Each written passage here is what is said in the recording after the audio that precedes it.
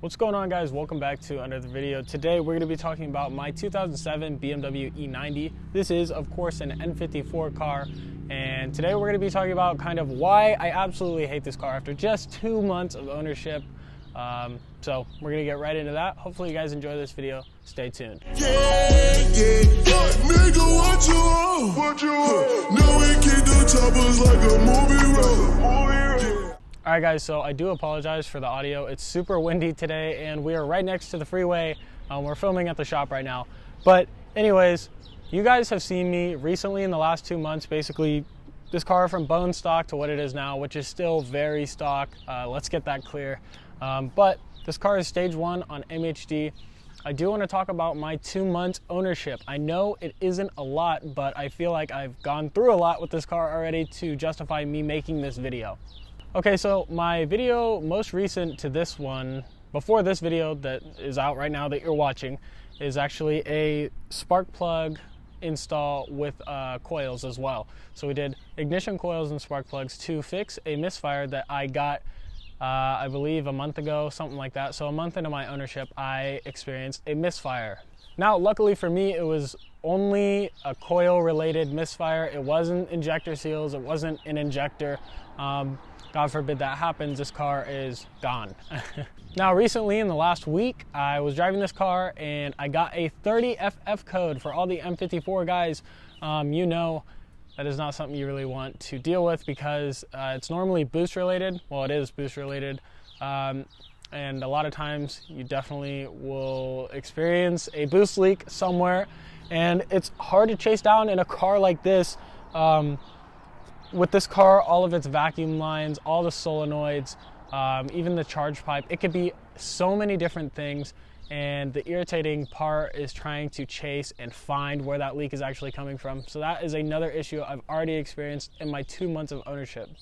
Now, if you guys are familiar with these cars, you would know they're a little bit maintenance heavy, which is nothing I'm afraid of.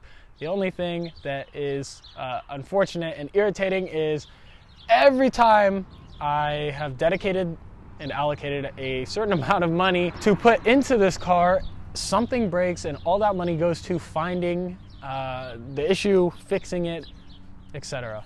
I've been pretty unmotivated to work on the car because every time I do something else happens.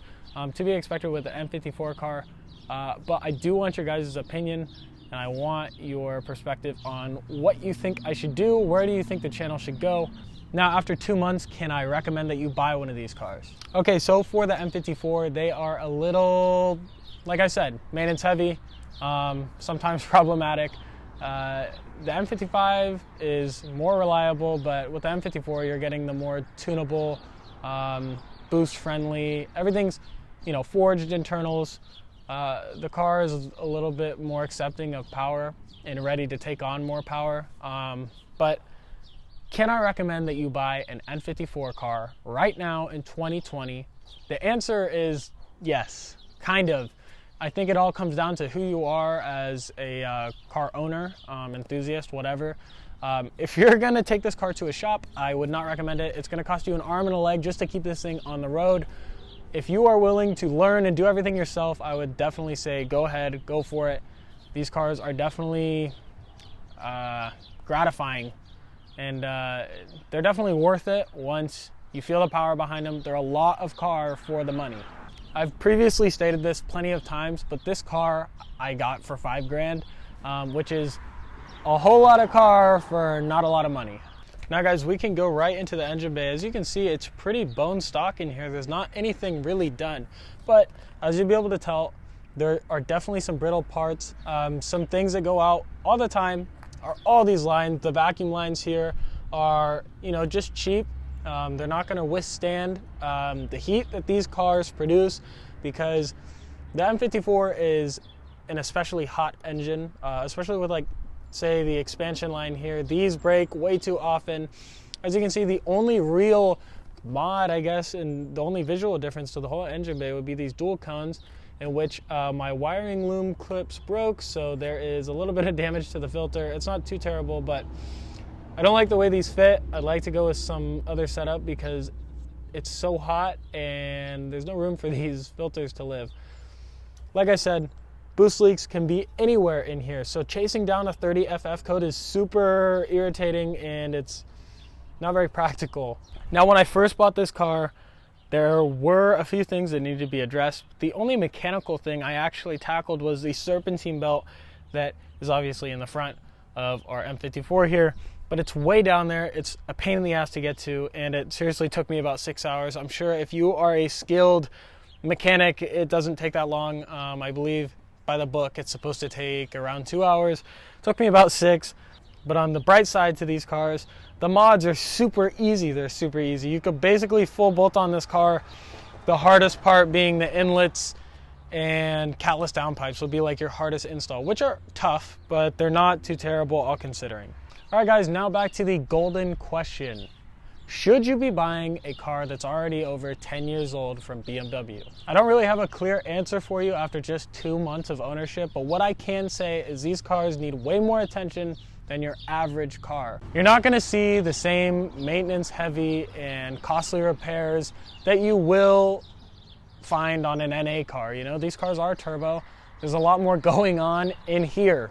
For me, I'm still kind of on the rocks about whether or not I want to keep this car or get rid of it.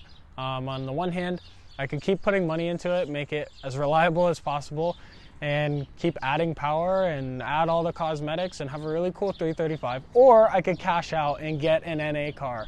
So again, guys, if you are considering buying an M54 335i, please just do your research.